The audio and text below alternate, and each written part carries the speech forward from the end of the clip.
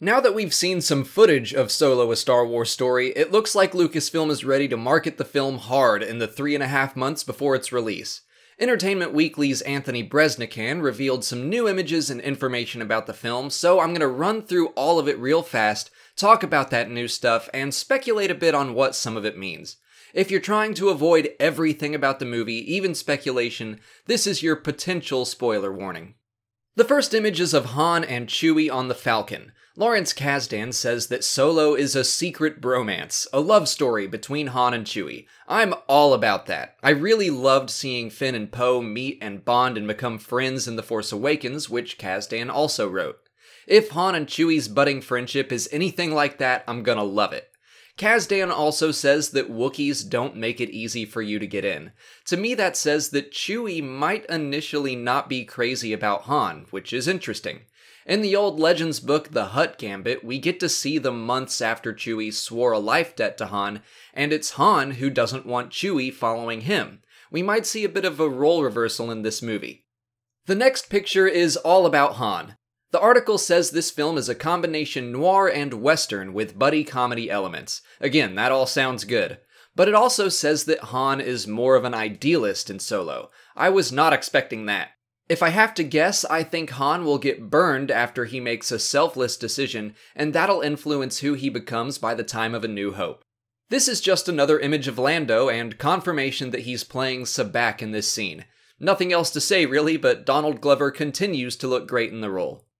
Moving on, we get to see qi'ra, Emilia Clarke's character. She's said to be the Galactic Noir's mystery woman, and the picture is even captioned the Femme Fatale. She and Han apparently grew up on the streets together, and while she appears to be very elegant in the film, she's hiding a rough past. Remember my guess earlier about Han making a selfless decision and getting burned for it? Considering what we know about noir movies and the role of the Femme Fatale, I wouldn't be surprised at all if qi'ra is at the center of that. If Han gets betrayed by one of his oldest friends, that would be enough to make anyone a little jaded. Here we have Han and Chewie on the back of the train, which is confirmed to be part of a heist. We don't know what they're stealing, but we do know that the double-sided train is called the Conveyex. Also, the Arabesh just translates to hitch joint. Han, Chewie, and Woody Harrelson's character, Tobias Beckett, sit in the Falcon discussing their upcoming heist. Beckett is said to be a mentor to Han, who grew up without a father. Han was an orphan in Legends, and that seems to have always been the intent of George Lucas, according to Lucasfilm's notes surrounding his past. Next up, we take a look at the Falcon's exterior.